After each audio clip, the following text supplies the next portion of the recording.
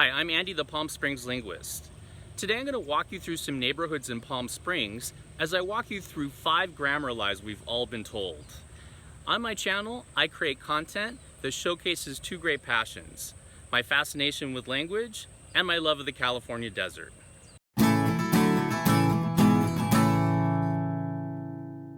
Let's start with grammar lie number 5. A noun represents a person, place, or thing. For example, Marilyn Monroe is a person, Highway 111 is a place, a date shake is a thing. Let's see if this definition is accurate. Movement is a noun.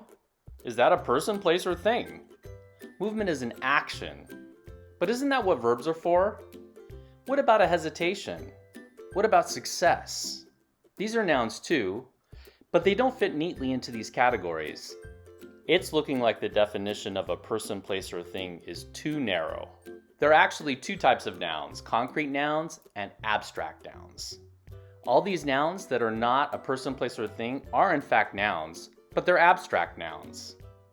Now that it's clear that a noun is a person, place, or thing is only a half-truth, let's set the record straight. A concrete noun represents a person, place, or thing. Now that's better. Moving on to lie number 4. The article a goes before a consonant and an goes before a vowel. A dry heat, an extremely hot day. We've all been taught that we use a before the word dry, since dry starts with a consonant. Conversely, we use an before extremely, since extremely starts with a vowel. This seems like a trustworthy grammar rule, but what about a unicorn, an M&M, an honest politician, a unicorn? The article a goes before unicorn even though the letter U is a vowel. However, the letter U actually represents 2 sounds: y, u. The y sound is categorized as a semivowel, which is not a vowel at all, but rather a type of consonant. Unicorn starts with a vowel letter in writing, but it starts with a consonant sound orally. In an M&M, M&M starts with a consonant letter in writing, but it starts with a vowel sound orally. Let's take a look at an honest politician. Honest starts with the consonant letter H in writing, but it starts with a vowel sound orally, since the H is silent. Okay, let's set the record straight. The article a goes before a consonant sound, and an goes before a vowel sound. Now that's better. Now this grammar rule will never let you down. Moving on to lie number 3. An adverb is a word that modifies a verb. Okay, at times this can be true. For example, he plays tennis aggressively. Aggressively is an adverb that modifies the verb plays. But what about extremely hot? Here the adverb extremely is modifying not a verb, but the adjective hot. And what about halfway down Palm Canyon Drive? Here the adverb halfway is modifying not a verb, but the prepositional phrase down Palm Canyon Drive. And what about somewhat quickly?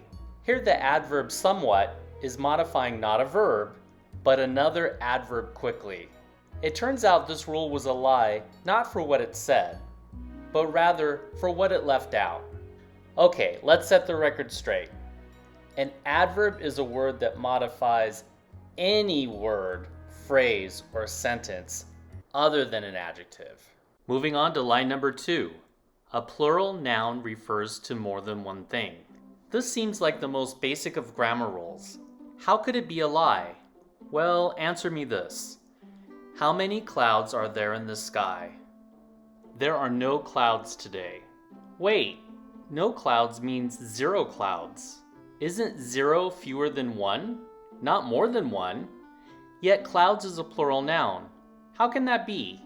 Well, when it comes to number, English only has 2 options for nouns: singular or plural. So English compels you to choose between the 2. Choose a singular noun to refer to one thing, but choose a plural noun anytime the number of things is not 1. So let's set the record straight. A plural noun refers to any number except 1. And now for the biggest grammar lie of them all, number 1. Never end a sentence with a preposition. This is a rule of Latin grammar, Spanish grammar, and French grammar, amongst others, but it's not a rule of English grammar. In fact, this seems to be the reason this myth got started. There were people that believed that English grammar should emulate Latin grammar, and the myth was born. Winston Churchill allegedly said something to the effect of, "Ending a sentence with a preposition is a situation up with which I will not put." It sounds extremely formal and often contrived to avoid ending a sentence with a preposition. About what is he talking would sound much more natural as, "What is he talking about?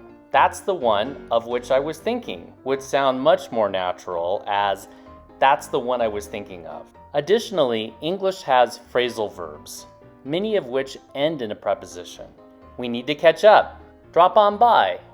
Barring adding any additional information to these sentences, their syntax actually requires that they end with a preposition.